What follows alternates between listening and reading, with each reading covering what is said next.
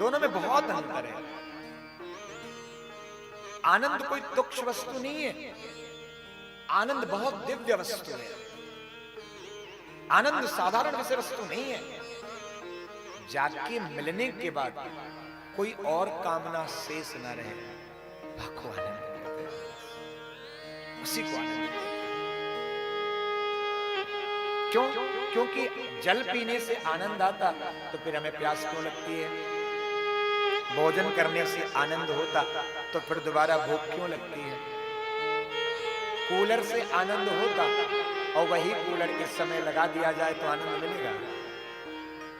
जो कूलर गर्मी में खूब आनंद देगा, वही कूलर इस समय लगा दिया जाए तो लोग क्या कहेंगे? जाके मिलने के बाद दुनिया में और कोई कामना शेष नहीं रहेगा, और कोई कामना रह ही नहीं जाती महाराज। इसलिए उस आनंद को परीक्षित जी ने कहा, गुरुदेव वो आनंद मिलेगा कहां? कहां ढूंढे उस आनंद को? सुखदेव जी कहते हैं दो जगह, दो ही जगह वो आनंद मिल सकता है। एक सदगुरु संत के चरणों में बैठकर, और दूसरा हृदय भवन में कथा को बिठाकर। या तो गुरु के चरणों में जाकर बैठ जाओ, और नहीं तो भगवान को अपने हृदय भवन में कथा के रूप में बिठा लो। ये दो ही साधन है। कथा तुम्हारे हृदय में बैठ गई तो फिर आनंद ही आनंद है, और गुरु के चरणों से प्रीति जागृत हो गई, संत के चरणों का आश्रय मिल गया, तो फिर जीवन में आनंद ही आनंद। हनुमान जी जब लंका में गए,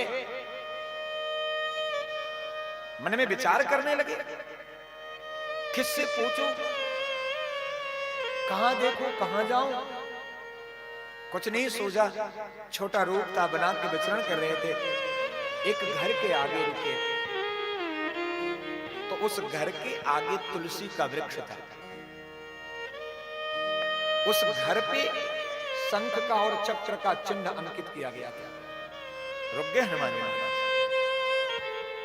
ये तो लंका निश्चरों का निवास स्थान है, यहां भी कोई संत रहता है क्या? यहां भी कोई सज्जन रहता है क्या? इन निशाचरों के बीच में भी कोई ऐसा व्यक्ति है क्या जो शंख चक्र और तुलसी से प्रेम करता है? विचार करो। नव तुलसी का वृंद, जाके घर के आंगन में तुलसी हो, जाके घर के दरवाजे पर तुलसी हो, जाके घर में भगवान के सुंदर चिन्ह हो, ये पता करने के लिए पर्याप्त है कि इस घर में कोई सज्जन रहता है, कोई संत रहता है। अब हनुमान जी मन में विचार करें, इन निशाचरों के बीच में यहां कहां सज्जन करवासा? मनमहु तरक करे कपिलागा। मन में विचार करने लगे। उसी क्षण श्री विभीषण जी महाराज जाग गए।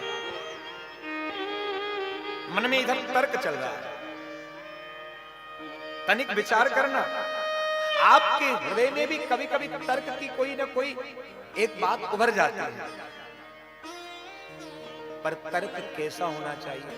सार्थक होना चाहिए, कुतर्क नहीं होना चाहिए। तर्क बहुत अच्छी चीज है, हमारे यहां तो पूरा फिलॉसफी भरा है, पर सार्थक हो। मनमहु तर्क करे कपिलागा। बाबा ऐसा लिखते हैं, कुतर्क नहीं लिखते हैं, तर्क लिखते हैं। वहां पो में श्री हनुमान जी महाराज हो। उसी समय एक कानों में आवाज पड़ी, राम राम तेरी सुमिरन लागा, राम राम तेरी सुमिरन लागा, राम राम तेरी सुमिरन लागा, राम राम कही सुमिरन लागा, राम राम तेरी सुमिरन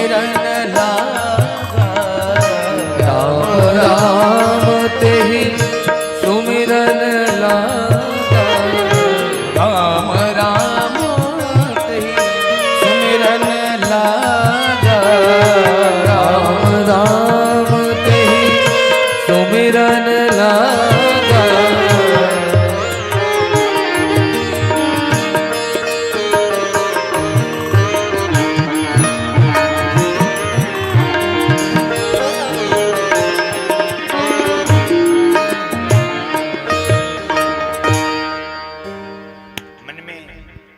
जब किसी प्रकार का तर्क हो, कोई उहापोह हो,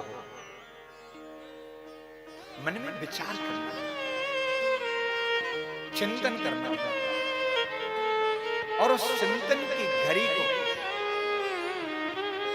चिंता को चिंतन में परिवर्तित करना पड़ता है। विचार करना